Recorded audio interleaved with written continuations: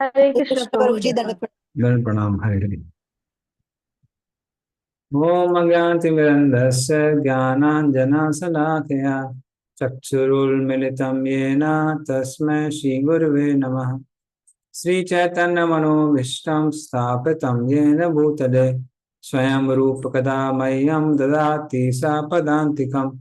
वन्देऽहं श्रीगुरोः श्रीयुतापदकमलं श्रीगुरून् वैष्णवांश्च श्रीरूपं सागरजातां सहगना रघुनाथामृतं तं सजीवं साद्वैतं सावधूतं परिजनाः सहितं कृष्णचैतन्यदेवं श्रीराधा कृष्णपादान् सहगना ललिता श्रीविशाखामृतां च नमो विष्णुपादाय कृष्णप्रेष्ठाय भूतले श्रीमते भक्तिवेदांता स्वामीति नामने नमस्ते सारस्वते देवे गौरवाणी प्रचारिणे निर्विशेष शून्यवादी पाश्चात्य देशतान्ने वाञ्छाकल्पतरुभ्यश्च कृपा सिन्धुभ्यश्च पतितानां पावनेभ्यो वैष्णवेभ्यो नमो नमः। नमो महावदन्याय कृष्ण प्रेम प्रदायते कृष्ण कृष्ण चैतन्य नामने वर्तसे नमः। हे कृष्ण करुणा सिंधु दीनबंधु जगत्पते गोप्स गोपिकान्ता राधा कांता नमस्ते तत्कांचन गौरांगी श्री राधे वृंदावनेश्वरी स्वामी सुदेवी प्रणमामि हरिप्रिय विवेचन निवासाय नित्य परमात्मने वरद सुभद्राभ्याम जगन्नाथाय ते नमः। जय श्री कृष्ण चैतन्य प्रभु नित्यानंद श्री अद्वैत गदाधर शिवासादि गौर भक्तवृंद हरे कृष्ण कृष्ण कृष्ण हरे हरे हरे राम राम राम हरे।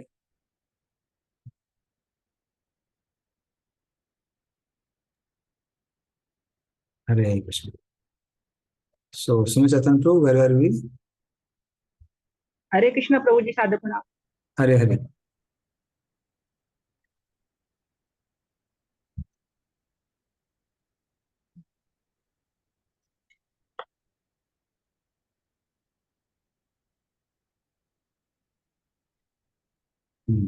I think we are start from 25, 26. पातालमे तस्य हि पादमूलं पठन्ति पार्ष्णिं प्रपदे रसातलं महातलं विश्वसृजोऽथ गुल्फो तलातलं वै पुरुषस्य जङ्घे। पढ़िए इसका अर्थ।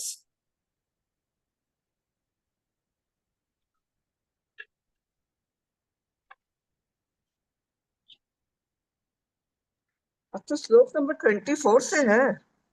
25 से एक्चुअली 24 हो गया था।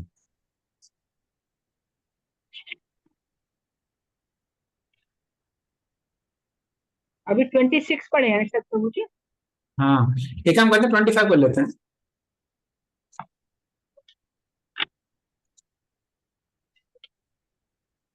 हाँ। अंडकोशे शरीरेऽस्मिन् सप्तावरण संयुते वैराजा पुरुषो योऽसौ भगवान धारणाश्रयः। पढ़िए इसको, इसका अर्थ। हरे कृष्णा। 7 प्रकार के भौतिक तत्वों के द्वारा प्रच्छन्न ब्रह्मांडीय खोल आवरण के भीतर स्थित भगवान का विराट काय ब्रह्मांडीय स्वरूप विराट धारणा का विषय है। हरे कृष्ण प्रभु जी। तो इस तरह से यहाँ पर विराट रूप के बारे में आ रहा है कि कैसे ये जो ब्रह्मांड है और उसमें 7 परतें हैं, ये सब किसका स्वरूप है? विराट रूप का स्वरूप है। और जैसा कि हमने बताया विराट रूप कौन है, वो ब्लू प्रिंट है जो ब्रह्मा जी को दिया जाता है। ब्रह्मा जी को ब्लू प्रिंट दिया जाता है कैसे इस ब्रह्मांड का कंस्ट्रक्शन करना है। तो जैसे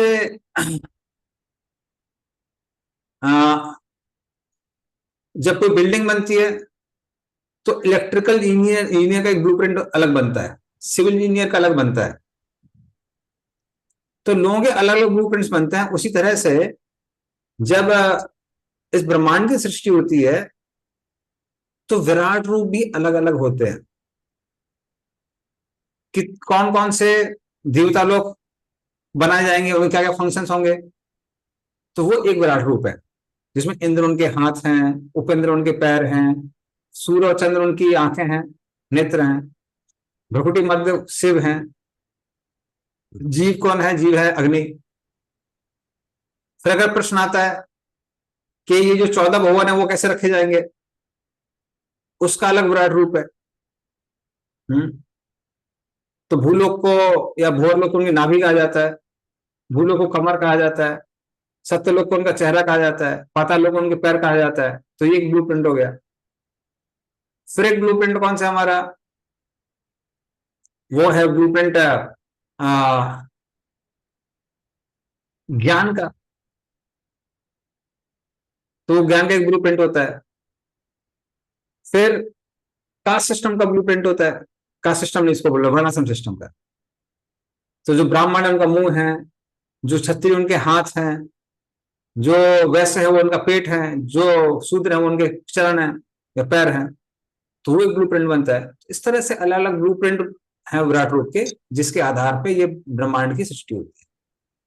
तो अभी एक और ब्लूप्रिंट हम पढ़ने जा रहे हैं 26 नंबर।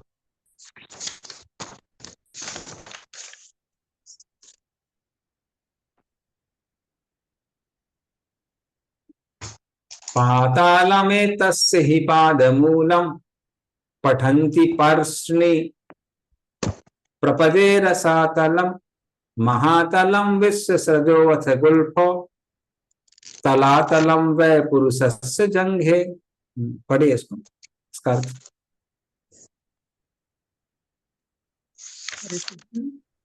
जिन पुरुषों ने इसकी अनुभूति की है, उन्होंने यह अध्ययन किया है कि पाताल नाम से जाने वाले ग्रह मंडल विराट रूप के पांव के तलवे हैं तथा उनके एड़िया और पंजे सातल ग्रह समूह है। टखने महातल लोक है तथा उनकी पिंडलियां तलातल लोक है। हरे कृष्ण। तो ये सब देखिए विवरण आ जाता है कि पाताल क्या है, रसतल क्या है, महातल क्या है, तलातल क्या है। और उनको उसी हिसाब से, जैसे पैर सबसे नीचे होते हैं, इसका मतलब पाताल सबसे नीचे होना चाहिए, तो उसके ऊपर रसातल होना चाहिए, रसातल के ऊपर महातल होना चाहिए, महातल के ऊपर तलातल होना चाहिए। और जो उनकी दूरियां भी कैसी हैं, वैसी हैं जैसे पैर की एड़ियों की, इन सबकी दूरियां होती है। तो इस तरह से पूरा ब्लूप्रिंट है जो ब्रह्मा जी को मिलता है, ताकि ब्रह्मा जी सृष्टि कर सके। अगला श्लोक।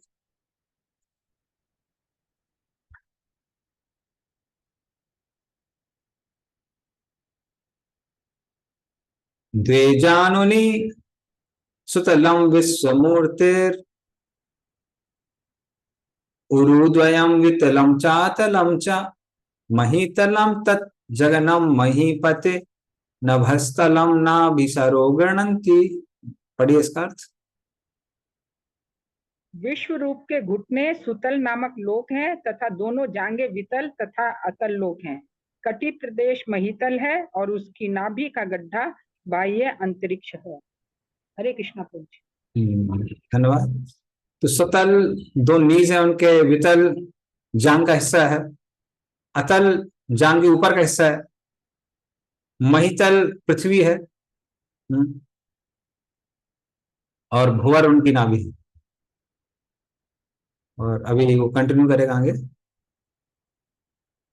ओरास्थलम ज्योतिरनीकमस्य ग्रीवा महर्वदनम वैजानो अस्य तपोवराटीम विदुर आदि पुंसः सत्याम तो शीर्षाणि सहस्र शीर्षणः।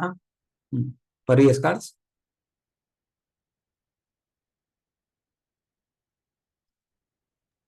हरे कृष्ण।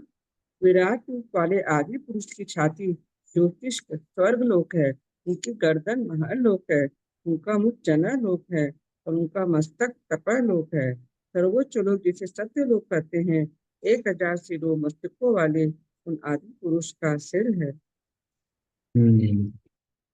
तो बाकी सब ये देखिए यहाँ डिटेल बताया गया है कि महल लोगों की गर्दन है, जनलोक मुंह है, तपलोक माथा है, सत्यलोक सबसे ऊपर है एकदम, जिसको हम लोग बोलते हैं ब्रह्मरंध्र। तो इस तरह से ये ब्लूप्रिंट किसका है, किस तरह से ब्रह्मा जी को इनका निर्माण करना है, सृष्टि का निर्माण करना है। तो ये एक हो गया।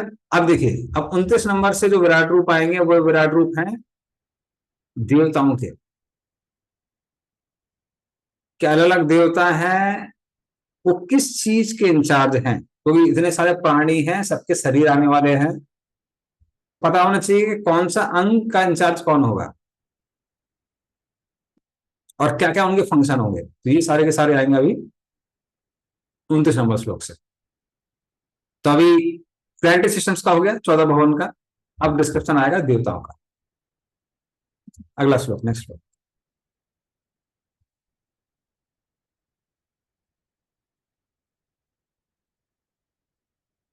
इंद्रादयो बाहव उस्राह कर्णोदिस्सा श्रोत्रममुस्य शब्दः नासत्य तस्रो परमस्य नासे घ्राणो अस्य गंधो मुखमग्निरिद्धः।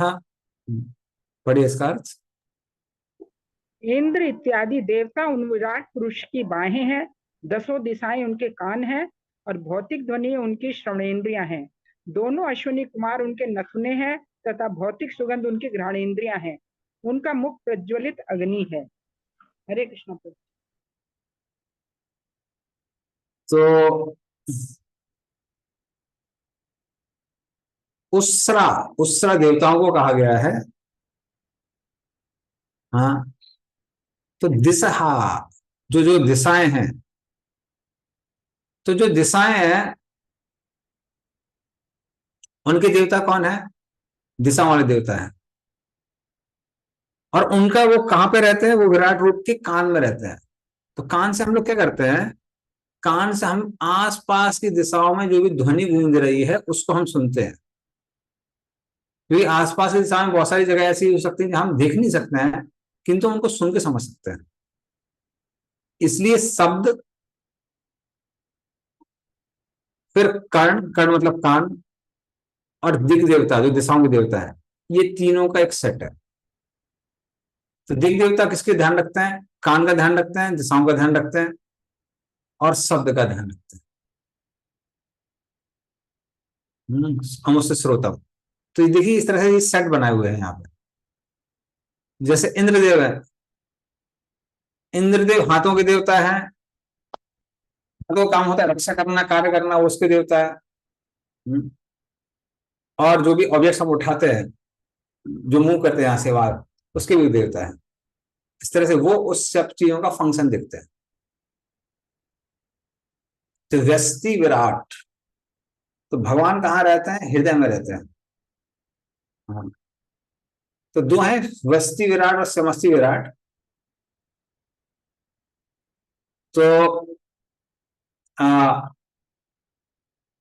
एक है हमारे हिरण्यगर्भ और एक है विराट। तो हिरण्यगर्भ क्या है? हिरण्यगर्भ भगवान का एक सटल यूनिवर्सल फॉर्म है, सूक्ष्म। और विराट रूप जो है वो ग्रॉस है। तो दोनों ही कैसे हैं? भगवान के रूप हैं जो कि ब्रह्मांड का निर्माण करते हैं। तो जो ज्यादा सूक्ष्म है कंपैरेटिवली, उनको हम हिरण्यगर्भ कहते हैं। जो ज्यादा स्थूल है उनको हम विराट पुरुष कहते हैं। तो ये सब सृष्टि का ही एक हिस्सा है, ये दोनों के दोनों। कहीं कहीं पे हिरण्यगर्भ को सारे जीवों को एक साथ भी उनको भी हिरण्यगर्भ कहते हैं। तो उनको भी कई बार हिरण्यगर्भ कहा गया है। बट यहाँ पे उसका मीनिंग वो है सटल यूनिवर्सल फॉर्म। ओके।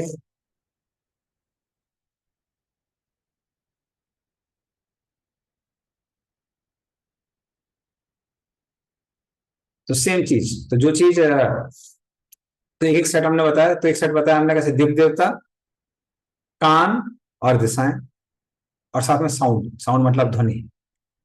जैसे अश्विनी कुमार है, वो नाक के हैं, नाक के देवता है। नाक से हम लोग क्या करते हैं? सुनते हैं, उसके देवता है। सुगंधित वस्तुओं के देवता है। तो ये अश्विनी कुमार के लिए हो गया। सेम अग्नि के साथ है। अग्नि का है, मुंह में है। अग्नि क्या क्रिएट करती है? भोजन पचाने का काम करती है।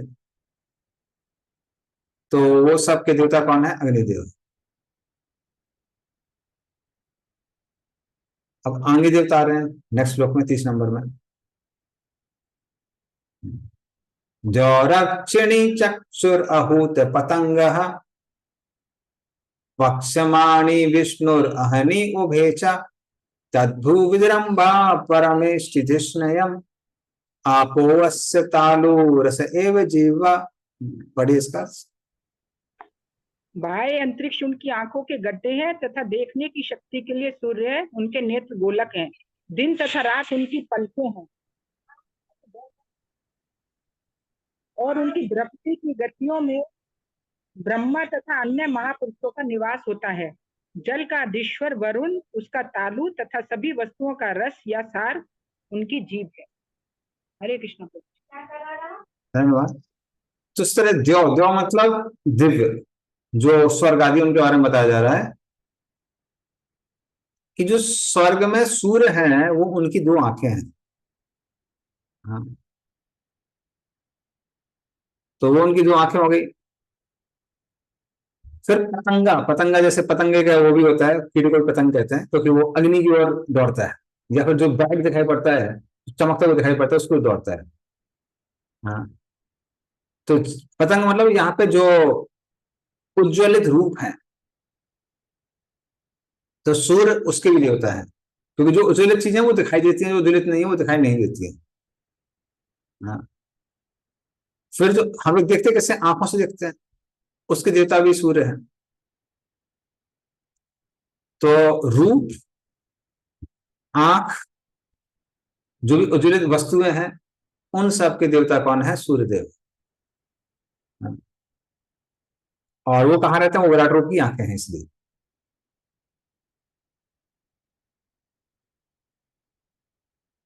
ओके, तो इन सब का वो बताया गया है। फिर उसके बाद में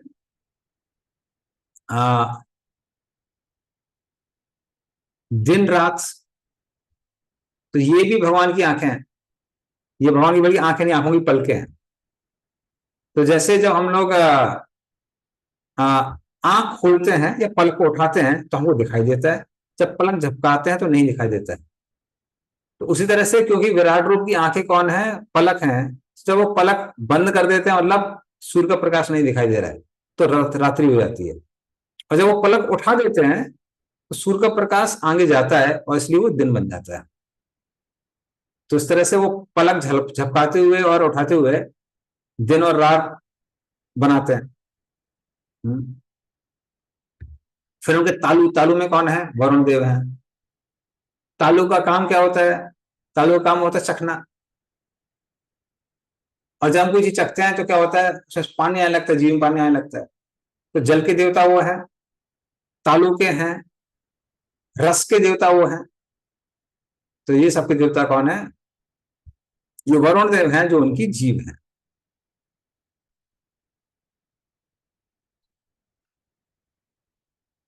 ओके, तो इसके बारे में आ गया। ठीक है, नेक्स्ट।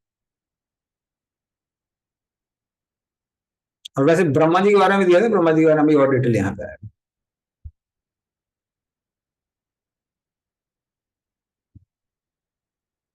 छंदांसि अनन्तस्य शिरो गृह्णन्ति दंष्टा यमा स्नेह कला द्विजानि आसो जनोन्माद माया दुरंत सर्गो यद अपांग मोक्षः।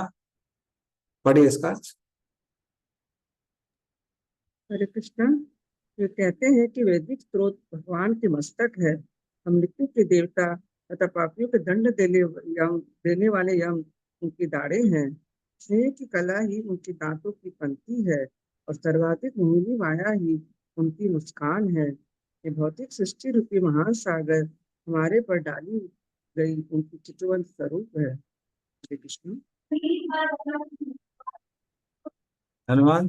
तो इस तरह से वेदों की वाणी और जो ब्रह्मा जी के स्थान है उनसे वेद निकलते हैं, ये सब उनका क्या है? मस्तक है। यम उनके सामने के दांत हैं।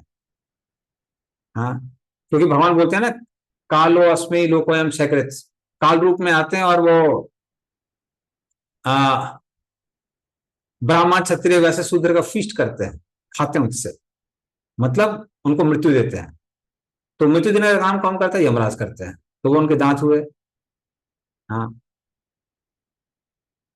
ये बल्कि सामने के दांत है यम। फिर उनके जो दो दांत है वो उनका प्रेम है। माया उनकी मुस्कान है। हाँ, क्योंकि मुस्कुराती स्त्री को देख के सारे पुरुष मोहित हो जाते हैं, तो उसको माया कहा गया है यहाँ पे, इसलिए माया उनकी मुस्कान है। और उनकी जो दृष्टि है वो क्या है, वो संसार है, क्योंकि भगवान की दृष्टि से ही इस संसार की सृष्टि होती है, तो उसको उनकी सृष्टि कहा गया है। तो इस तरह से माया का स्थान भी है, यम का स्थान भी है। ठीक है, नेक्स्ट श्लोक 32। व्रीडोत्तराष्टो अधर एव लभो लोभो धर्मास्तनो अधर्म पथो अस्य पृष्ठम कस्तस्य मेढ्रम वृष्णो च मित्रो कुक्षी समुद्रा गिर्यो अस्ति संगः। पढ़िए इसका अर्थ। हरे कृष्णा। लज्जा भगवान का ऊपरी होठ है, लालसा उनकी ठुड्डी है, धर्म उनका वक्षस्थल तथा अधर्म उनकी पीठ है। भौतिक जगत में समस्त जीवों के जनक ब्रह्मा जी उनकी जनेंद्रियां हैं और मित्रा वरुण उनके दोनों अंडकोश हैं। सागर उनकी कमर है और पर्वत उनकी अस्थियों के समूह है। हरे कृष्णा। धन्यवाद। तो अभी आगे बताया हुआ है कि जो साइनस मतलब है लज्जा, ये उनके ऊपर का ओंठ है। फिर जो लालच है, लोभ है, वो उनके नीचे का ओंठ है। धर्म उनका हृदय है, उनके हृदय में वास करता है धार्मिक कार्य।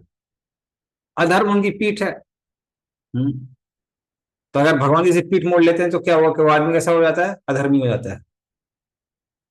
फिर ब्रह्मा मित्र और वरुण, ये सब उनकी जनेंद्रियां हैं, क्योंकि वो संसार की सृष्टि बढ़ाने में काम करती है। फिर उनका जो पेट है वो सागर है, और जो आ, पर्वत हैं वो उनकी हड्डियां हैं।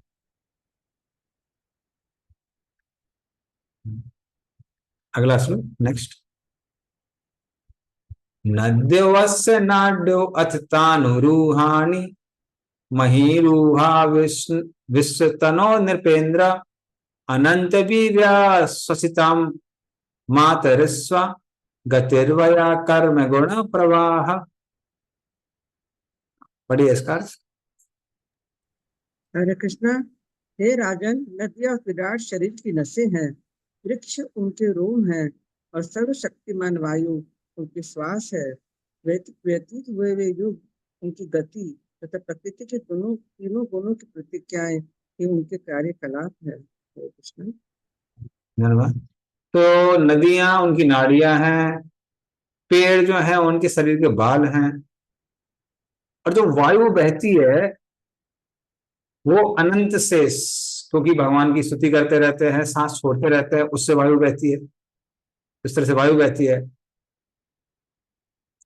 उनका चलना क्या है, समय काल। तो जब वो चलते हैं तो समय आगे बढ़ता है। तो इस तरह से महाकाल का भी स्थान है।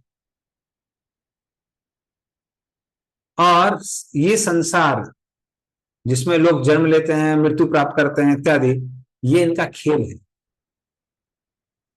तो भगवान ऐसे खेलते हैं जीवों के साथ। ओके, अगला नेक्स्ट।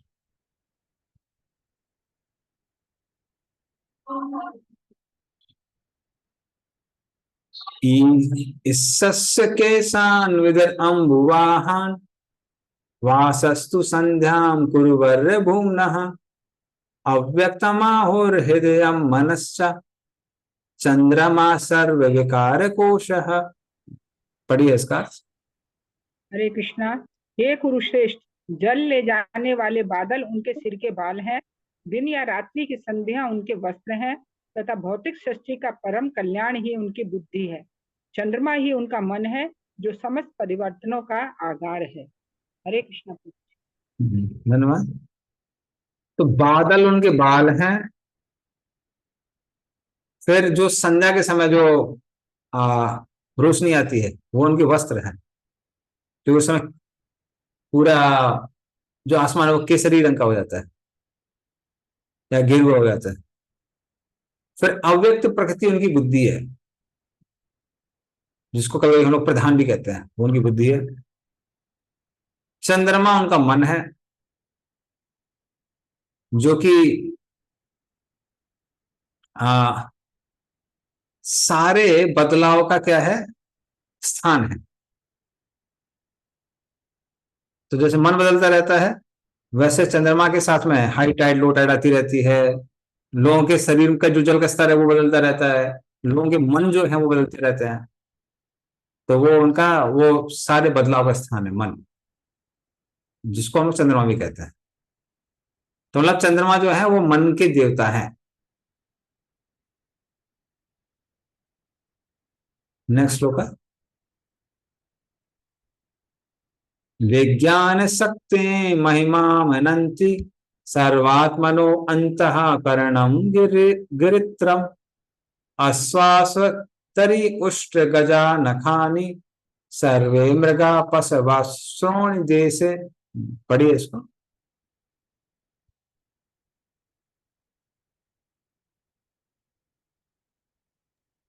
हरे कृष्णा। पदार्थ का सिद्धांत वह तत्व सर्वव्यापी भगवान की चेतना है। जैसा कि विद्वानों ने बल देकर कहा है, तो रुद्रदेव उनका अहंकार है। घोड़ा, खच्चर, ऊंट तथा हाथी उनके नाखून है, तथा जंगली जानवर और सारे चौपाए भगवान के कटी प्रदेश में स्थित है। हरे कृष्ण। धन्यवाद। तो महतत्व उनका चित्त है। हाँ, किसी उसमें प्रधान है तो महतत्व आया है। रुद्र कौन है? मित्र अहंकार। तो मित्र अहंकार के इंचार्ज कौन होते हैं? रुद्र होते हैं। फिर घोड़े, खच्चर, ऊंट, हाथी, ये सब उनके नाखून है। और उनके पृष्ठ भाग में भी सारे जानवर हैं। फिर देखिए, जब जानवर और बाकी जीव अभी आए नहीं है, उससे सिद्ध क्या होता है? ये सब के सब क्या है? अभी सब ब्लूप्रिंट है। ये ब्लूप्रिंट ब्रह्मा जी को दिया जाएगा कि कैसे कैसे चीजों को बनाना है। तो ये सारे सारे ब्लूप्रिंट है। सो नेक्स्ट श्लोक है, वायांसी तत् व्याकरणम विचित्रम मनुर्मनीषा मनोजो निवासः गंधर्व विद्याधर चारणास्पर चरणाप्सरः स्वस्मृतिर असुरानीक वीर्यः। पढ़िए इसका अर्थ। हरे कृष्णा। विभिन्न प्रकार के पक्षी उनकी दक्ष कलात्मक रुचि के सूचक हैं। मानव जाति के पिता मनु उनकी आदर्श बुद्धि के प्रतीक है और मानवता उनका निवास है। गंधर्व, विद्याधर, चारण तथा देवदूत जैसे दैवीय मनुष्य उनके संगीत के लय को व्यक्त करते हैं और आसुरी सैनिक उनकी अद्भुत शक्ति के प्रतिरूप हैं। हरे कृष्ण प्रभु। धन्यवाद। तो जो पक्षी हैं वो उनकी कला का द्योतक हैं। क्यों है? क्योंकि अलग अलग रंग और अलग अलग आकार, ध्वनि वाले बहुत सारे पक्षी होते हैं। तो आपने देखा होगा कई बार लोग बर्ड सेंचुरीज में जाते हैं, जिनमें अलग अलग तरह की चिड़ियां देखेंगे, तो उनको ही देखने के लिए जाते हैं। जैसे बहुत लोग जो चिल्का जाते हैं या फिर सुंदरवन इत्यादि जाते हैं, कई बार चिड़ियों को देखने के लिए जाते हैं। तो वो सब उनकी क्या है? वो सब कलाएं हैं। फिर मनु उनकी बुद्धि है, क्योंकि मनु ने मनु संहिता लिखी, जिसके आधार पर धर्मशास्त्र, वो धर्मशास्त्र बेसिकली कि हमको कैसे जीवन यापन करना चाहिए। मनुष्य उनका घर है, तो घर बनाने वाले रुचि लेते हैं, वो लोग घर बसाने वाले रुचि लेते हैं। गंधर्व, विद्याधर, अप्सरा, वो सब उनके वाद्य कला है। तो ये सब लोग वाद्य के कला के लिए जाने जाते हैं। और स्वर स्मृतिर असुरना की वीर है।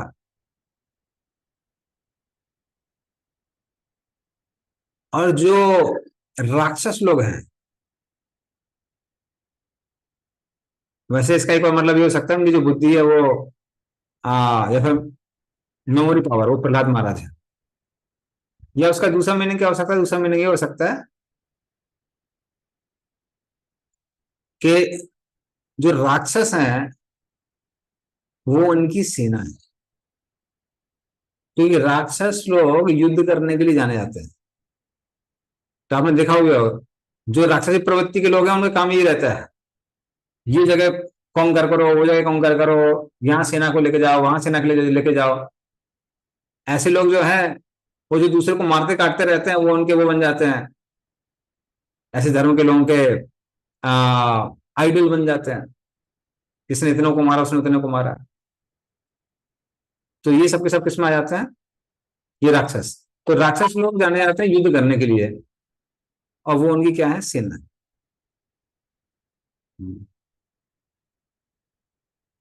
ओके। तो इस तरह से अलग अलग जीव राशियों की और देवताओं की स्थिति के बारे में अभी तक बताया हुआ था, जो कि विराट रूप में था। अब आगे विराट रूप में विवरण आने वाला है नेक्स्ट श्लोक से, वो वर्णाश्रम व्यवस्था के बारे में। तो ये अलग विराट रूप है, अलग ब्लू प्रिंट है। Hare Krishna, Prabhu. I have one question. हाँ हाँ Can I ask? हाँ, yes yes. So, Prabhuji, like over here, we were seeing like different demigods were being mentioned as like different limbs of the Lord. So, like, astrologically, I have seen like if somebody is said ki his mind is very like, chanchal, like, not very sharp, or so that person is told to worship moon. या को pearl white Perl पहनने के लिए बोलते हैं because white pearl related to so is it because of this Bhagavatam thing ki like is like planetary systems also connected because of this like Virat roop of the Lord, or is it for something else? माने astrologically जो planets है different planets because like इसका भी पता रहता है, क्या बोलते हैं वो जो बुध रहते हैं, बुध को उसका बोलते हैं, माने गुरु का बोलते हैं, Brihaspati, and Brihaspati was the guru of the Devtas. It's like these planets are also connected with the Lord in that sense, or is it like कोई दूसरा रीजन? क्योंकि सन का भी वो बोलते हैं ना, सन में विटामिन डी रहता है, and vitamin D is good for our eye. No, not just that. If you have any problem with vision, it is recommended that one looks at sun during sunrise and sunset. हाँ, तो उसको अगर आप ध्यान से देखते हैं, मान लीजिए 5 मिनट 10 मिनट, तो आंखों की समस्या दूर हो जाती है। पता नहीं, हो सकता इसी वजह से मुझे अभी तक चश्मा चला नहीं, भगवान की कृपा से। पहले करता था छोटे में। तो ये सारी चीजें हैं। तो ये सब साइंस है, आपसे बोल रहे हैं, ये कनेक्टेड है। एक्चुअली इवन जो सुबह सुबह लोग होम करते थे, पहले गृहस्थ लोग करते थे, जिसको अग्निहोत्र कहते हैं। तो अभी कलयुग में तो लोगों को साफ सफाई करना और उच्चारण करना, ये सब ट्रेनिंग नहीं मिलती है, लेकिन जब ट्रेनिंग मिलती तो लोग अग्निहोत्र करते थे। तो अग्निहोत्र करते समय they used to put right ingredients in the right place of virat roop, उच्चारण के द्वारा। तो विराट रूप में अगर सारी चीजें, मतलब सटल बॉडी अगर आपका एकदम सेट है, तो ग्रॉस बॉडी ऑटोमेटिकली सेट हो जाएगा। और सटल बॉडी भी किसके सटल बॉडी से आया है, वो विराट रूप से आया है। तो इसलिए अगर आप एकदम रूट को वो करेंगे, नरिश करेंगे, तो बाकी चीजें अपने आप कैसे हो जाती है, वो अरेंज हो जाती है। तो जैसे मन है, मन के लिए हम लोग कहते हैं कि हमको चंद्रमा की पूजा करनी है, पर चंद्रमा विराट रूप के हिस्से हैं, तो आप उनकी भी पूजा कर सकते हैं, उससे आपको वही लाभ मिलेगा। या फिर दूसरा काम क्या कर सकते हैं, दूसरा काम कर सकते हैं कि जो उनके ओरिजिनल मन के जो देवता है Aniruddha, one can worship Aniruddha also, and everybody comes from Krishna, Krishna भक्ति सब हो ही जाता है। तो इसलिए ये सारे कनेक्शन, इंटरकनेक्शन है। तो उसके तो दिस इज राइट अंडरस्टैंडिंग। हाँ, बोलिए नहीं मदद। actually like I had once consulted one devotee astrologer only.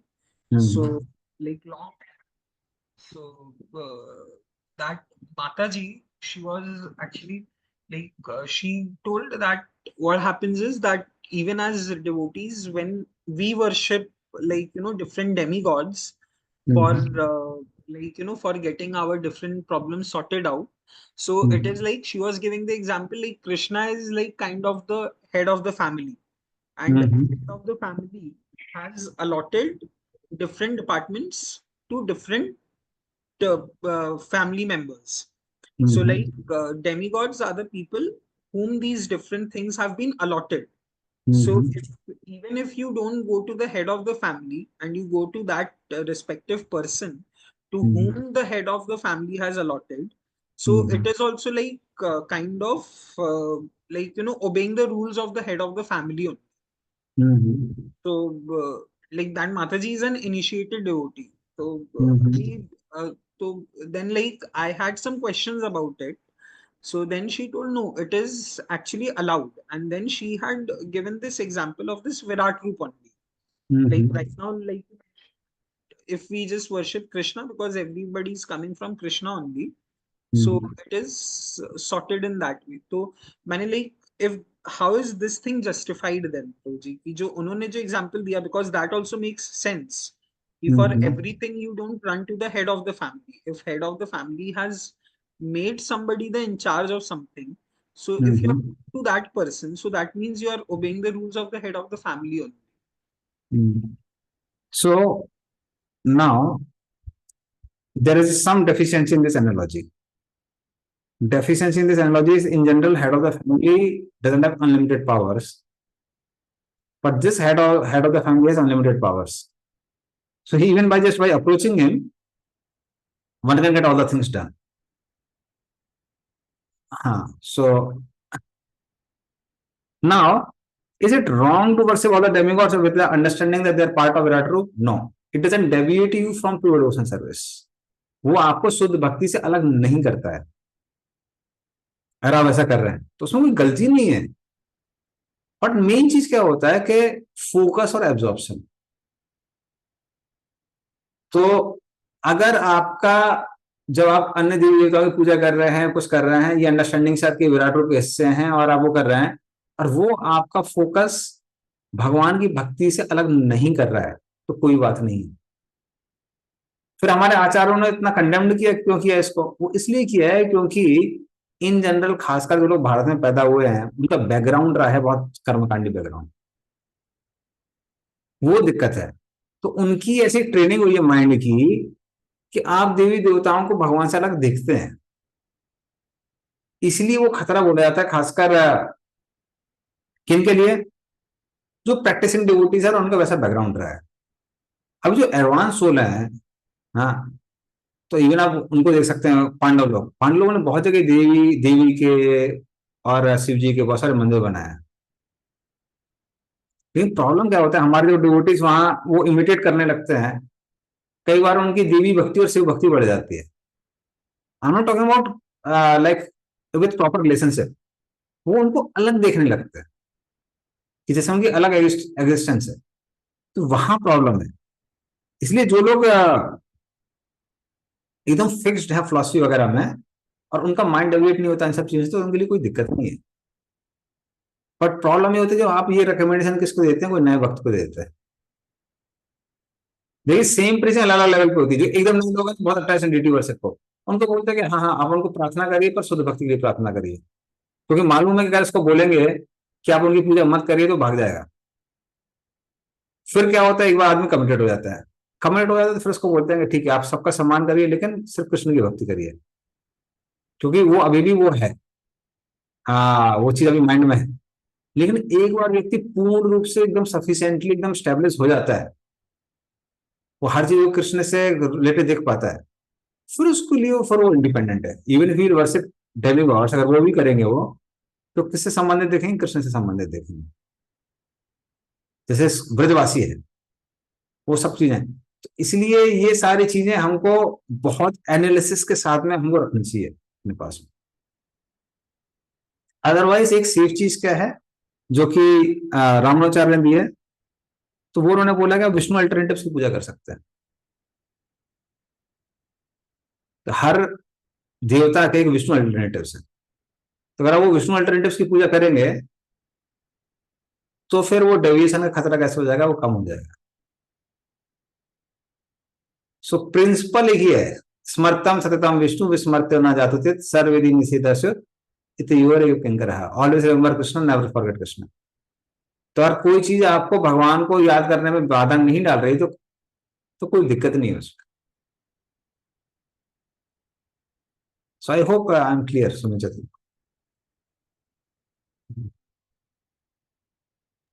Yes. Prabhu ji, Thank you. आपने अभी जो बताया उसके रेफरेंस में मुझे एक बात याद आई कि एक बार चौपाटी टेम्पल या गोवर्धन इको विलेज में भी वो गणपति बीच में हुआ था, 20-25 साल पहले, 20 साल पहले शायद, दूध पीने लगे थे तो ब्रह्मचारी भी सब पिलाने लगे और तभी महाराज एंटर किए। और so it is very easy for us to get deviated और get scattered in our focus.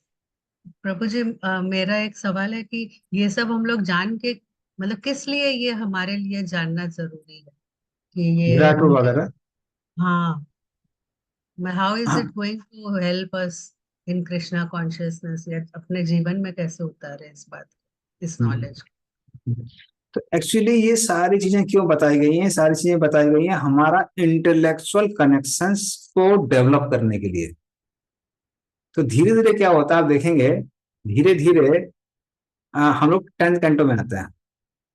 तो भागवतम का गोल क्या है कि धीरे धीरे लोग पहले क्या करेंगे, इस संसार की जो भी वस्तुएं हैं, पहले 24 तत्व सीखिए। 24 तत्वों का अब देखिए कि 24 तत्वों का कनेक्शन किसके साथ है? देवताओं के साथ है। लेकिन 24 तत्व देवता और इंद्रियों का कनेक्शन किसके साथ है? विराट रूप के साथ है। अब विराट रूप कहां से आते हैं? वो गर्भोदक्षा विष्णु से आते हैं। फिर आप तीनों विष्णु के बारे में सीखिए, फिर देखिए कि वो सबके सब कहां से आ रहे हैं, पर एंड में सब कहां से आते हैं? कृष्ण से आते हैं। तो वो जो पूरा कनेक्शन आपका जब मिल जाता है तो आपका सेंट्रलाइज कौन रहते हैं? कृष्ण रहते हैं। तो उससे विजन क्या मिलती है? विजन अल्टीमेटली जो मिलनी चाहिए, गोल है भागवतम का, वो ये है कि आप हर चीज को कृष्ण से रिलेटेड देख पा रहे हैं। जैसे इन जनरल क्या होता है, देखिए हम लोग क्योंकि बचपन से पढ़ते आ रहे हैं, फिजिक्स केमिस्ट्री में जो ये पढ़ते आ रहे हैं, उसकी वजह टेंडेंसी क्या होती है कि हम, जिसने फिजिक्स बहुत पढ़ी हुई है, वो हर चीज को टेक्निकली देखता है। किसके हिसाब से? न्यूटन्स लॉ के हिसाब से, कि ये लोग कैसे काम कर रहा है, वो लॉ कैसे काम कर रहा है, ये चीज कैसे काम कर रही है, वो चीज कैसे काम कर रही है। वो ट्रेनिंग हो जाती है इंटेलिजेंस की। तो उसी तरह से संसार में हर वस्तु से हमको डील करना है। लेकिन अगर हम ये सारी चीजें पढ़ते रहते हैं, पढ़ते रहते हैं, पढ़ते रहते हैं, पढ़ते रहते हैं, तो धीमे धीमे हम उसका भगवान से कनेक्शन सीख जाते हैं। तो इवन अगर मान लिया कोई कृष्ण तक नहीं पहुंच पा रहा है, सिर्फ विराट पुरुष तक ही पहुंच पा रहा है, तो वो वस्तुएं उसको इस संसार में फंसाएंगे नहीं, वो उसको मुक्त करेंगी। जैसे सूर्य को देख के अगर आप अल्टीमेटली ये देख पा रहे हैं कैसे ये सत्यभामा के पिता है, तो सत्यभामा वहीं से आई थी, या आप सूर्य पूजा की पाठशाला में सोच पा रहे हैं राधा कृष्ण की, तो बहुत बढ़िया है। अगर वो नहीं देख पा रहे हैं तो कम से कम अगर हम ये सोच पाते हैं कि जो सूर्य है वो विराट रूप की आंखें हैं, तो भी वो कैसा है, वो पाप से हमको बांधेगा नहीं, या संसार से आसक्त नहीं करेगा, वो हम संसार से मुक्त करेगा। So that is the application basically. ये हमारे बुद्धि की ट्रेनिंग है जो भागवतम कर रही है। और ये सत्य भी है एक हिसाब से, वो नहीं, ऐसा नहीं गलत है, सत्य है। बट सत्य के आधार पर हम चीजों को देखेंगे तो फिर माया में नहीं फंसेंगे। So that's this goal is important. और इसका खासकर वो प्रभाव दिखाई देगा कुछ सालों बाद। अब मैं इतने साल से पढ़ रहा हूँ, पढ़ा रहा हूँ, तो मैं देखा कि अभी चीजें चेंज हो गई हूँ, पहले ऐसी नहीं। तो अभी कहीं बाहर जाते हैं, कोई पेड़ देख रहे हैं, कुछ वस्तु देख रहे हैं, एकदम से कहीं ना कहीं विराट रूप से कनेक्शन, या कृष्ण से कनेक्शन, या भगवान किसी अवतार से कनेक्शन पहले से बहुत ज्यादा फ्रिक्वेंट हो गया। तो ये मैं कई बार क्लास में पढ़ा, हाँ क्लास में पढ़ाता रहता हूँ, पढ़ाते पढ़ाते ही अगर कोई एग्जाम्पल दिखाता है तो इमीडिएटली भगवान से कनेक्शन दिख जाता है, कुछ श्लोक आ जाता है। फिजिक्स की क्लास पढ़ा रहा था, उसमें कुछ एग्जाम्पल आ रहा था, वो समय उस श्लोक वो आ गया, वो श्लोक बोलना चालू कर दिया। फिर स्टूडेंट लोग सब ताली बजाने लगे, सर आपने इसमें श्लोक बना दिया है। तो वो हो जाता है, वो पढ़ते पढ़ाते हो जाता है। तो वो एक्चुअली गोल है। अगर ये हम हर चीज के लिए करने लगे तो then we are 100% Krishna conscious. मतलब बोलते हैं ना कि वो शास्त्र चक्षु डेवलप करने हैं, तो ये पढ़ते पढ़ते हाँ, पढ़ते। तो श्रवण कीर्तन करते रहेंगे, करते रहेंगे, करते रहेंगे, करते रहेंगे, तो साथ साथ तो डेवलप हो जाते हैं। कई बार हमको पता नहीं चलता कि डेवलप हो गए, लेकिन कई बार दूसरे लोग नोट करते हैं कि अरे आपने यहाँ से कहां से कनेक्शन ले लिया, वहां से कहां से कनेक्शन ले लिया। कनेक्शन लिया है मतलब डेवलप हुआ है, कुछ डेवलप हो गया। ठीक है, चलिए। सो नेक्स्ट वर्स 37, सुमे चेतन गुरु।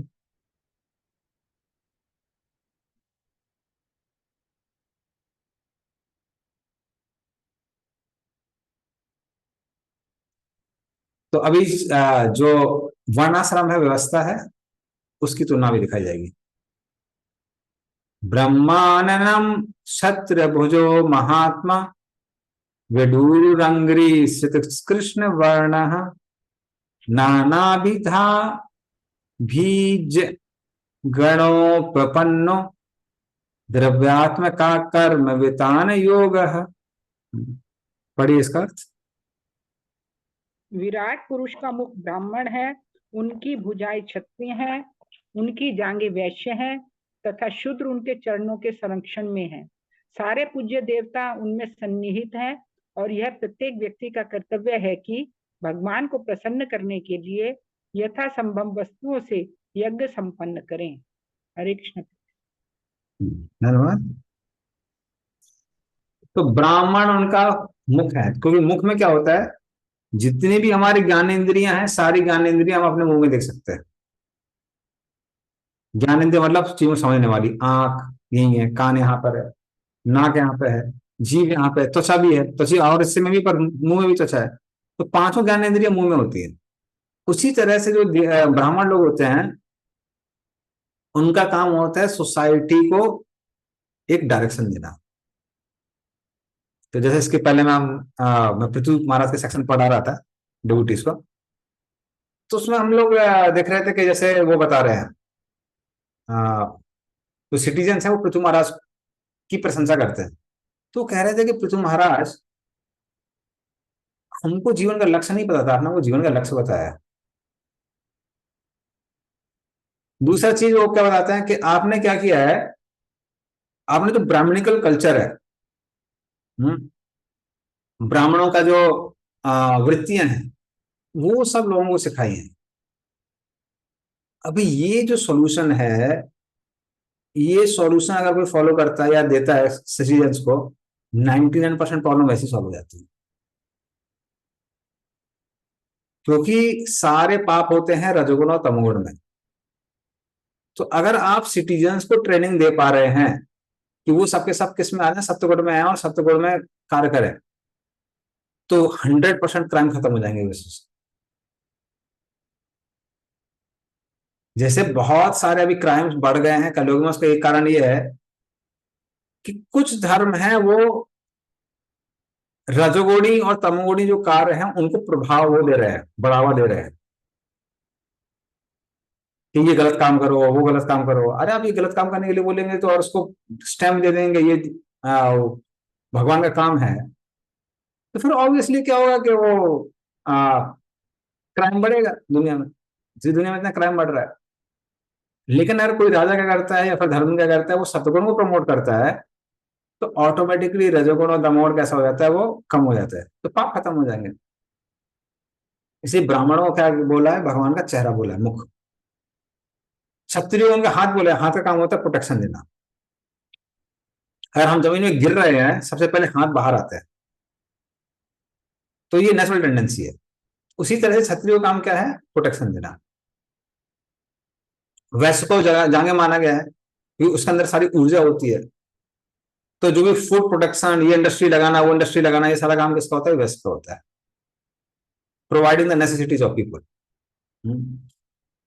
और पैरों का काम क्या होता है, पूरे शरीर का वजन धारण करना और फिर भी मूव करना।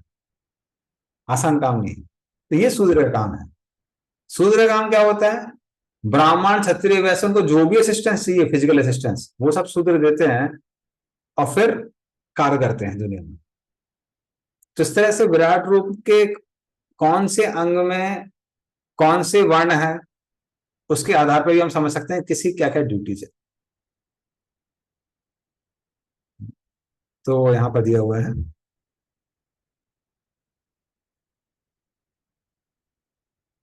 ठीक है। नेक्स्ट श्लोक का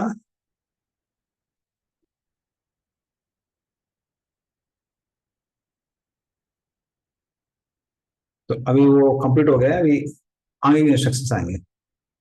यानसा ईश्वर विग्रहस्य या सन्निवेशः कथितो मया ते संधारते अस्मिन् वपुषि सविष्ठे मनसा बुद्ध्या न यतो अस्ति किंचित। पढ़िए इसका अर्थ। हरे कृष्णा। इस प्रकार मैंने आपको भगवान की स्थूल भौतिक विराट रूप की अवधारणा का वर्णन किया।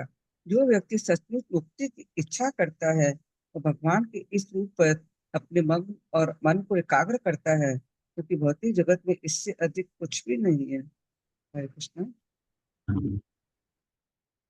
तो जिनके अंदर अभी भी भौतिक इच्छाएं बाकी हैं, तो उनका मन कैसा है? रजोगुण और तमोगुण से प्रभावित है। तो ऐसे जो योगी हैं, हाँ, अगर वो जंगल में भी बैठे हैं या फिर किसी पहाड़ पे भी बैठे हुए हैं, तो इनका मन क्या होता है? इनका मन यहां वहां भटकता है। लेकिन जहां जहां मन भटकता है उसका कनेक्शन वो विराट रूप से देख सकते हैं। इसका मतलब ऐसे लोग बुद्धि का प्रयोग करके रजोगुण और तमोगुण से मुक्त हो सकते हैं, जब तक मन सत्वगुण में नहीं आता है। तो जिनका मन भटक रहा है उनके लिए भी सॉल्यूशन दिया हुआ है। तो जिन्होंने भक्ति शास्त्री अटेंड किया था मेरा 12th चैप्टर, तो उसमें हम लोग डिस्कस कर रहे थे। तो सबसे ऊंची होती है स्मरणात्मक भक्ति, फिर मननात्मक भक्ति, उसके बाद में क्या था? अभ्यास रूप था। तो उसमें हम लोग डिस्कस कर रहे थे कैसे जो लोग हमेशा कृष्ण के बारे में सोच सकते हैं वो फर्स्ट क्लास डिवोटी हैं, जैसे ब्रजवासी हो गए। अब जिनका मन कभी कभी कृष्ण से हट जाता है, तो कृष्ण में मन लगाने के दो तरीके हैं। एक तरीका है कि वापस मन को कृष्ण में लगाओ जब भटक रहा है। दूसरा तरीका है कि भगवान के बताए हुए आदेश जो गीता और भागवतम है उनको याद करो। उसको हम लोग बोलते हैं मननात्मक भक्ति। तो मननात्मक भक्ति को, बुद्धि को लगाने को ऊपर क्यों रखा गया? क्योंकि वो आसान है, दैट इज इजियर। मन को वापस भगवान में लगाना थोड़ा मुश्किल है। इसलिए जो योगी के अंदर वो कैपेबिलिटी नहीं है कि लंबे समय तक वो भगवान में केंद्रित कर सकता है, परमात्मा में केंद्रित कर सकता है, उसको क्या बोला जाता है? जहां भी आपका मन भटक रहा है उस वस्तु की कहीं ना कहीं का कोई ना कोई कनेक्शन किसके साथ है? विराट रूप के साथ में है। आप उसको याद करिए। याद करने से आप रजोगुण तमोगुण से मुक्त होंगे और धीमे धीमे आपका मन कैसा होगा? शुद्ध होगा।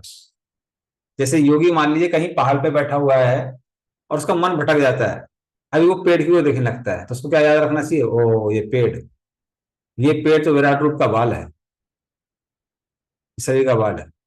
या पहाड़ देखने लगता है, ओ पहाड़, ये तो भगवान विराट रूप की हड्डियां हैं। मान लीजिए पास से गंगोत्री यमुनोत्री बह रही है, वो उसको देखता है, ओ ये तो विराट रूप की नाड़ियां हैं। या आसमान में दिखता है, ओ सूर्य दिखाई दे रहा है, ये तो विराट रूप की आंखें हैं। या रात्रि के समय चंद्रमा दिखाई देता है, अरे ये तो विराट रूप के का मन है। उससे क्या होगा? उस तरह से वो योगी, उसका मन शुद्ध हो जाएगा, रजोगुण तमोगुण से मुक्त होगा। अब वो मन को वापस भगवान में लगा सकता है। इसलिए उसका धारणा शरीर किसको बनाया गया है? विराट रूप को बनाया गया है। तो उसके मन से घृणा, ईर्ष्या, ये सारे के सारे खत्म हो जाएंगे और भगवान की जो ध्यान है वो उसके अंदर आने लगेगा। ठीक है, तो इस तरह से ये श्लोक आता है। प्रभु ओके, जी, हाँ जब हम लोग पहाड़, पेड़, आसमान या बादल ये सब देखते हैं तो भगवान का स्मरण कर सकते हैं। लेकिन जब मन में क्रोध हो, ईर्ष्या हो या इस तरह, तो वो कैसे कनेक्ट करेंगे? कैसे मतलब? हाँ, वो भी लिखा हुआ है ना, लालच उनके ऊंट है। अच्छा। वो सब भी आ रहा है ना। अधर्म उनके पृष्ठभाग है, पीछे का हिस्सा है।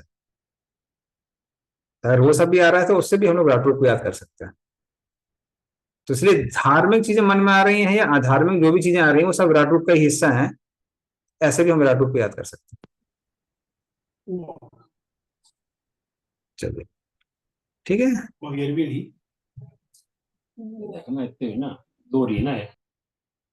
हरे कृष्ण। नेक्स्ट श्लोक है 39। सा सर्वधी वृत्ति अनुभूत सर्व आत्मा यथा स्वप्न जने चितेक तम सत्तमानंद निधिम भजेत नान्यत्र सज्जेत यत आत्मपातः। पढ़िए इसका अर्थ। हरे कृष्णा। मनुष्य को अपना मन पूर्ण पुरुषोत्तम भगवान में एकाग्र करना चाहिए, क्योंकि वे ही अपने आप को इतने सारे रूपों में उसी तरह वितरित करते हैं जिस तरह की सामान्य मनुष्य स्वप्न में हजारों रूपों की सृष्टि करता है। मनुष्य को अपना मन उन पर एकाग्र करना चाहिए जो एकमात्र सर्वथा आनंद में परम सत्य है, अन्यथा मनुष्य पथभ्रष्ट हो जाएगा और खुद अपने पतन का कारण बनेगा। हरे कृष्ण। हाँ, इसका अर्थ वही पढ़िए तात्पर्य। इस श्लोक में महान गोस्वामी श्री सुखदेव ने भक्ति में सेवा की प्रक्रिया की ओर संकेत किया है।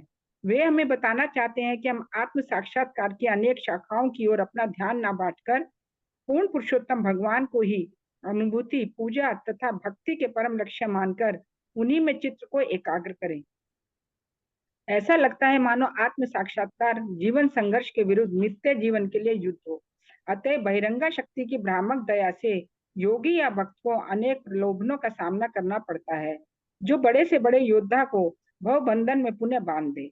योगी को भौतिक उपलब्धियों में आश्चर्यजनक सफलता प्राप्त हो सकती है, यथा अणिमा तथा लघिमा की उपलब्धि, जिससे वह सूक्ष्म से भी सूक्ष्म, हल्के से भी हल्का बन सकता है।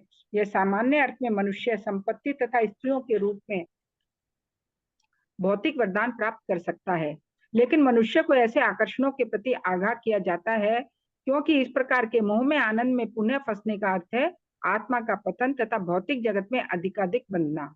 इस चेतावनी से मनुष्य को अपनी जागरूक बुद्धि का ही अनुसरण करना चाहिए। परम ईश्वर एक है, किंतु उनके विस्तार अनेक हैं, अतः वे सबके परमात्मा है। जब मनुष्य कोई वस्तु देखता है तो उसे यह जान लेना चाहिए कि उसका देखना गौण है और भगवान का देखना प्रधान एवं आदि है। कोई भी व्यक्ति किसी वस्तु को पहले भगवान द्वारा उस वस्तु को देखे बिना नहीं देख सकता। यही वेदों तथा उपनिषदों का उपदेश है। अतः हम जो भी देखते या करते हैं उसे देखने या करने के समस्त कृत्यों के परमात्मा भगवान ही है। आत्मा तथा परमात्मा के एक साथ एकत्व तथा भिन्न भिन्न होने के इस सिद्धांत को श्री चैतन्य महाप्रभु ने अचिंत्य भेदाभेद तत्व दर्शन के रूप में प्रतिपादित किया है। भगवान के विराट रूप में प्रत्येक भौतिक वस्तु सम्मिलित है, अतः भगवान का यह विराट रूप समस्त चेतन तथा अचेतन का परमात्मा है। किंतु यही विराट रूप नारायण या विष्णु की भी अभिव्यक्ति है, और हम जितना ही आगे बढ़ेंगे तो अंततः हम देखेंगे कि भगवान कृष्ण ही सभी वस्तुओं के अंतरिम परम आत्मा है। निष्कर्ष यह निकला कि मनुष्य को या तो भगवान कृष्ण का या उनके पूर्ण अंश नारायण का बिना किसी संकोच के पूजक बनना चाहिए, अन्य किसी का भी नहीं। वैदिक मंत्रों में यह स्पष्ट कहा गया है कि सर्वप्रथम नारायण ने पदार्थ के ऊपर दृष्टिपात किया और इस तरह सृष्टि बनी। सृष्टि के पूर्व न तो ब्रह्मा थे न शिव, तब अन्यों की तो बात ही नहीं उठती।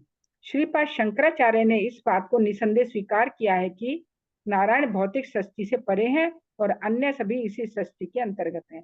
अतः सारा भौतिक प्राकट्य एक ही साथ नारायण से युक्त तथा पृथक है, और इससे भगवान श्री चैतन्य महाप्रभु के अचिंत्य भेदाभेद तत्व दर्शन की पुष्टि होती है। नारायण की चित्वन शक्ति से उद्भूत होने के कारण सारी भौतिक सृष्टि उनसे अभिन्न है, किंतु चूंकि यह उनकी बहिरंगा माया का प्रभाव है और यह अंतरंगा शक्ति आत्माया से पृथक है, अतः सारी भौतिक सृष्टि उनसे साथ ही साथ पृथक भी है। इस श्लोक में दिया गया स्वप्न देखने वाले व्यक्ति का उदाहरण अति सुंदर है। स्वप्न देखने वाला व्यक्ति अपने स्वप्न में अनेक वस्तुओं की सृष्टि करता रहता है। इस तरह वह स्वप्न का बद्ध दर्शक बन जाता है और उसके परिणामों से भी प्रभावित होता है। यह भौतिक सृष्टि भी भगवान के स्वप्न जैसी सृष्टि है, किंतु वे दिव्य परमात्मा होने के कारण न तो स्वप्नवत सृष्टि की प्रतिक्रियाओं बंधनों से बनते हैं न ही प्रभावित होते हैं। वे सदैव अपने दिव्य पद पर बने रहते हैं, लेकिन वे अनिवार्यतः सब कुछ होते हैं और उनसे विलग कुछ भी नहीं होता। अतएव उनके अंश होने के कारण मनुष्य को पथभ्रष्ट हुए बिना उन्हीं पर मन केंद्रित करना चाहिए, अन्यथा मनुष्य धीरे धीरे भौतिक सृष्टि की शक्तियों का शिकार होता जाएगा। भगवत गीता में इस प्रकार से पुष्टि की गई है, सर्वभूतानि कौन्तेय प्रकृतिम यान्ति मामिकाम कल्पक्षये पुनस्तानि कल्पादौ विसृजाम्यहम्। हे कुंती पुत्र, कल्प के अंत में प्रत्येक भौतिक वस्तु मेरी प्रकृति में प्रवेश करती है और दूसरे कल्प के प्रारंभ में मैं अपनी शक्ति से पुनः सृष्टि रचता हूँ। किंतु मानव जीवन तो इस सृष्टि तथा प्रलय के चक्र से बाहर निकलने का एक सुअवसर है। यह ऐसा साधन है जिससे मनुष्य भगवान की बहिरंगा शक्ति से अपना पिंड छुड़ाकर उनके अंतरंगा शक्ति में प्रवेश करता है। इस प्रकार श्रीमद् भागवत के द्वितीय स्कंद के अंतर्गत ईश अनुभूति का प्रथम सोपान शुभारंभ नामक प्रथम अध्याय के भक्ति वेदांत तात्पर्य पूर्ण हुआ। हरि बोल। हरे कृष्ण प्रभु। हरे कृष्ण। तो इस श्लोक में क्या बताया? इस श्लोक में बताया है कि हो सकता है कि अभी तक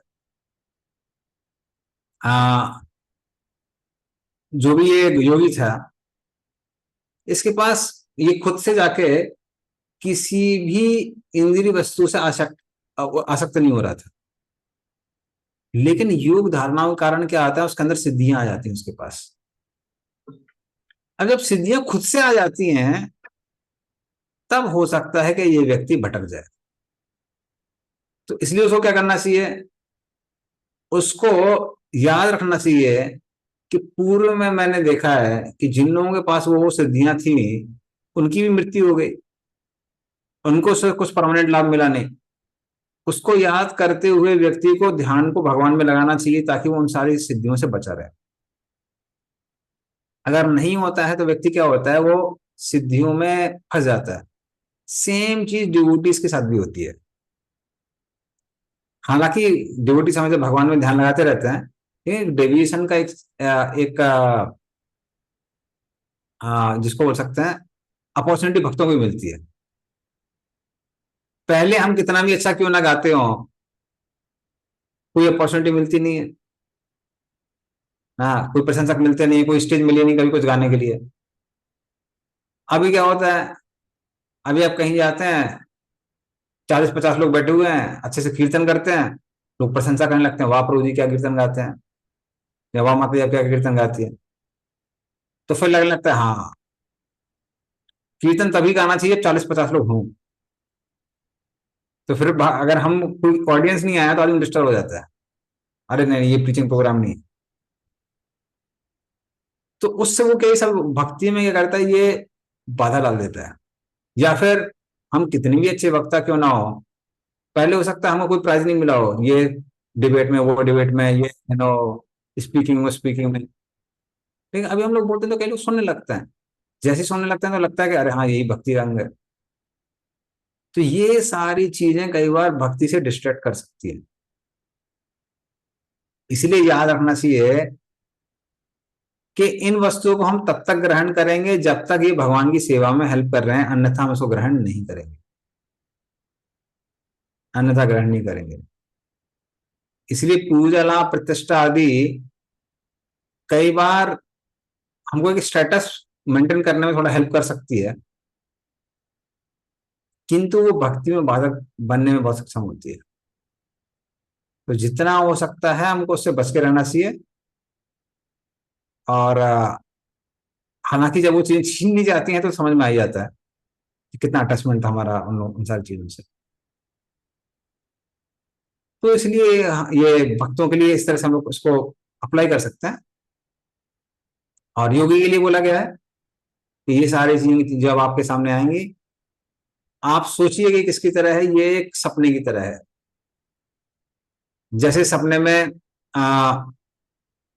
हम लोग अपने आप को अलग अलग चीजों से, व्यक्तियों से आइडेंटिफाई करते हैं, कुछ एंजॉय करते हैं, लेकिन जैसी आंख खुलती है वो सारे एंजॉयमेंट खत्म हो जाते हैं। उसी तरह से सिद्धियां प्राप्त होने के बाद भी जो भी चीज हमको मिलेंगी वो सब क्षणिक है, और वो भी समय के साथ कैसे हो जाएंगे, नष्ट हो जाएंगे। तो उनको ध्यान करते हुए योगी को अभी वापस इन चीजों में फंस के भौतिक इच्छाओं को नहीं बढ़ाना है। तो ये इनको उसका क्वेश्चन दिया हुआ है इस श्लोक में।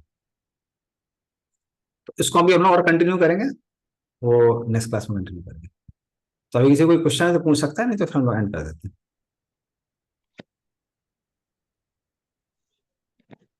ओके चलिए। हरे कृष्णा मैं प्रभु जी साधु। हाँ, कोई क्वेश्चन है बताइए आपका? नहीं, ठीक। गंधरा श्रीमद् भागवतम की जय, श्री प्रभुपाद की जय। वांछा कल्पतरुभ्यश्च कृपा सिन्धुभ्यश्च पतितनां पावनेभ्यो वैष्णवो नमो नमः। श्री प्रभुपाद की जय। जय हरे कृष्ण।